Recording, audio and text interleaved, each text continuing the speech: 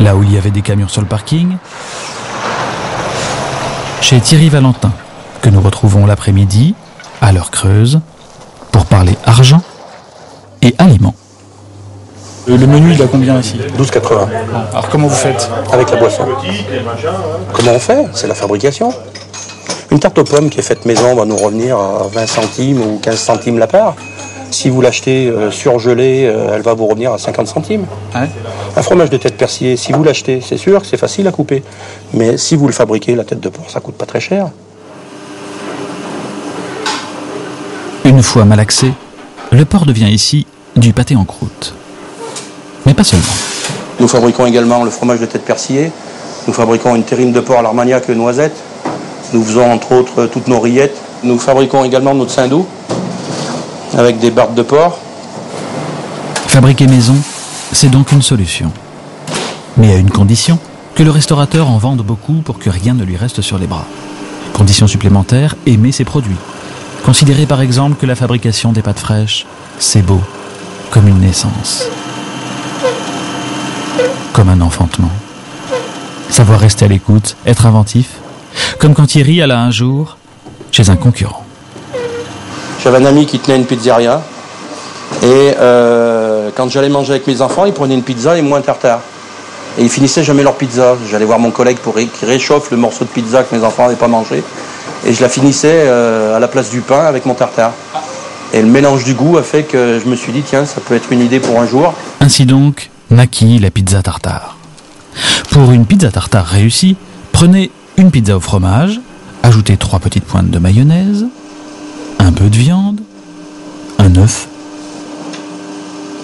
et c'est prêt. Voilà le produit fini. Quand vous avez mangé ça, vous n'avez plus faim. Outre l'apport calorique, il y a donc un espoir pour ceux qui veulent faire de la qualité. Nous quittons l'Auvergne et notre 3e étape, pour sauver les restos routiers, nous conduit étrangement à Paris. Car les citadins en général, et les Parisiens en particulier, raffolent de ces atmosphères qui ne font pas semblant d'être authentiques. Décor vintage et ambiance familiale, parfait au goût des bobos. Il existe 2 restos estampillés Les Routiers dans la capitale, même si aucun camion ne se gare plus devant depuis longtemps. Le premier est dans un quartier populaire, dans le 18e. Le second, dans les beaux quartiers, près de la gare Saint-Lazare. Qu'est-ce qui vous a attiré ici alors? Le panonceau Les Routiers. Parce qu'avant, c'était synonyme de bien manger et puis de trouver des gens sympathiques aussi. Et alors? Donc voilà, c'est bon, ça marche encore aujourd'hui. On revient de voyage, on revient de Prague. En plus, j'avais pas mangé de frites, c'est pour ça que j'ai envie un petit plaisir, envie de me faire plaisir. Donc des frites et une nappe à carreaux et hop. Voilà. Ça me rappelle un peu quand j'étais gosse, quoi. Quand je venais avec mes parents et donc ici, c'est super sympa, tout le monde se parle, même si on se connaît pas. Je ne souris pas parce que j'ai pas de dents. Ah bon, mince alors. Vous venez depuis quand ici, madame? Oh, ça fait 2-3 ans. Je venais tous les jours à un moment donné. Oui, c'est une bonne maison, hein. Comment dirais-je? En passant dans la rue, j'ai vu les routiers. Donc, j'ai dit, tiens, les routiers, c'est toujours beau. Est-ce que vous avez causé avec vos voisins? Oui, j'ai causé, oui. Et ils vous plaisent, les petits jeunes à côté alors? Pour être mes petits-enfants, vous voyez. Hein. Ah oui. Vous n'avez pas vraiment dragué alors? Oh non. Vous faites quoi comme métier tous les deux alors? On travaille, on est informaticien. Vous n'avez pas de camion garé devant alors? On n'a pas le 38 tonnes. On voulait faire croire qu'on avait le 38 tonnes en double fil et puis on voulait passer plus vite et puis on n'a pas osé quoi. On n'avait pas le gabarit. J'ai pas de tatouage encore. Vous y allez en province dans les restos routiers?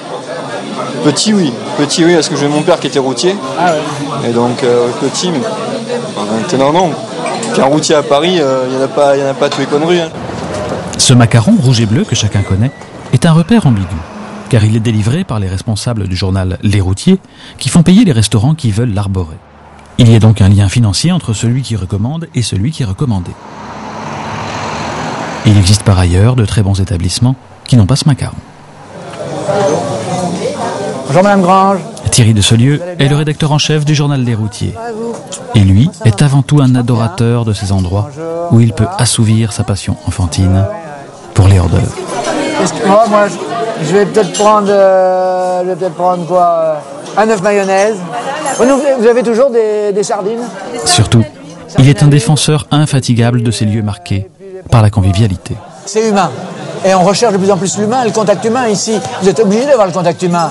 Regardez ma chaise comme elle est collée au monsieur qui est derrière. Là, on se rend compte qu'on est tous branchés les uns avec les autres. On n'est pas des êtres différents. C'est bon quand même d'être ensemble.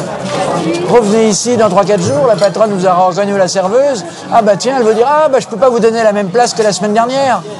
C'est sympa. Merci Olivier. Sur les anciens panneaux Les Routiers, on peut voir inscrit « Ce lit ici ». Pour comprendre, il faut revenir en arrière. En 1934, le père de Thierry de Saulieu lance le journal Les Routiers, mais il oublie que ses lecteurs, les chauffeurs, sont tout le temps sur la route, et donc son journal ne se vend pas. Mais un beau jour, il a une idée pour toucher son public. Vendre son journal là où s'arrêtent les routiers, au restaurant. Et de fil en aiguille, on est passé d'une histoire de presse à une histoire de table, et d'une histoire de table à un véritable symbole français. Pour reprendre un article d'un journaliste du Boston Globe, il avait dit que les relais routiers c'était merveilleux, parce que si on voulait vraiment venir voir la France, il fallait faire deux choses. Il avait dit les châteaux de la Loire, parce que c'est toute la culture française, et les relais routiers.